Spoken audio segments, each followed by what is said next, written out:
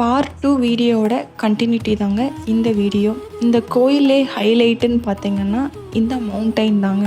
இதோட ஸ்ட்ரக்சர் பார்த்திங்கன்னா ரொம்ப டிஃப்ரெண்ட்டாக இருந்தது. அது பார்க்குறதுக்கு ரொம்பவுமே அழகாக இருந்தது. அதை சுற்றி நிறைய பூச்செடிகள் வச்சுருக்காங்க. அதுக்குன்னு ஒரு தனியாக பாத் மெயின்டைன் பண்ணுறாங்க. அதெல்லாம் ரொம்பவுமே அழகாக இருந்தது. அதுக்கப்புறம் நம்ம பார்க்க போகிறது இந்த மஹாலுக்கு பின்னாடி இருக்கிற இந்த வரைபடம் தாங்க.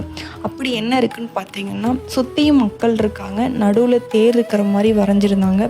அது பார்க்குறதுக்கே ரொம்ப ஒரு அழகாக இருந்தது. அதில் இன்னும் ஒரு புகைப்படம் எடுத்துக்கலாம். அது ஒரு நல்ல ஒரு மெமரபுளாக இருக்கும் நமக்கு. இந்த கோயிலே மிகச்சிறப்பாக சொல்லப்படுறது நம்ம ஒவ்வொரு ராசிக்கும், அதாவது நம்ம நட்சத்திரம், நம்ம ராசியோட நட்சத்திரம் அப்படி பார்த்தீங்கன்னா மொத்த நட்சத்திரம் 27 நட்சத்திரம் இருக்குது.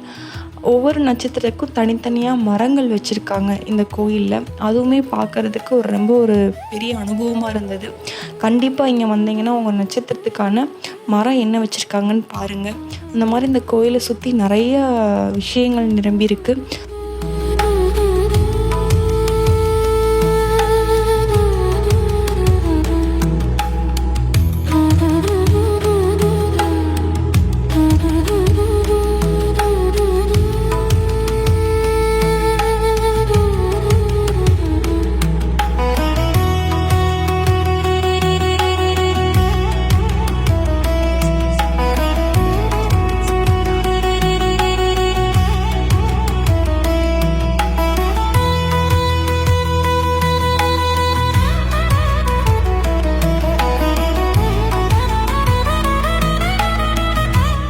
அதே மாதிரி நம்ம சில்ட்ரன்ஸோடு வந்தாலும் இங்கே பார்க் ஃபெசிலிட்டிஸ் இருக்குங்க. அவங்களும் விளாடுவாங்க. அவங்களுக்கு ஒரு என்ஜாய்மெண்ட்டாக இருக்கும்.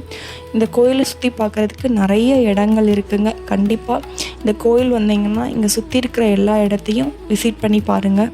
அவுட்டோரில் குட்டி குளத்தில் கலர் கலர் மீன்லாம் வளர்க்குறாங்க. அதுவுமே பார்க்குறதுக்கு ரொம்ப அழகாக இருந்தது. என்னோடய குட்டீஸும் அதை பார்த்து ரொம்ப என்ஜாய் பண்ணாங்க. இந்த மாதிரி நிறைய இருக்குங்க இந்த கோயிலை சுற்றி. கண்டிப்பாக பெருந்தலையூர் வந்தீங்கன்னா இந்த கோயிலை விசிட் பண்ணாமல் போகாதீங்க. கண்டிப்பாக இந்த வீடியோ உங்களுக்கு பிடிச்சிருக்குன்னு நினைக்கிறேன். பிடிச்சிருந்துச்சின்னா சப்ஸ்கிரைப் பண்ணுங்கள், லைக் பண்ணுங்கள், கமெண்ட் பண்ணுங்கள்.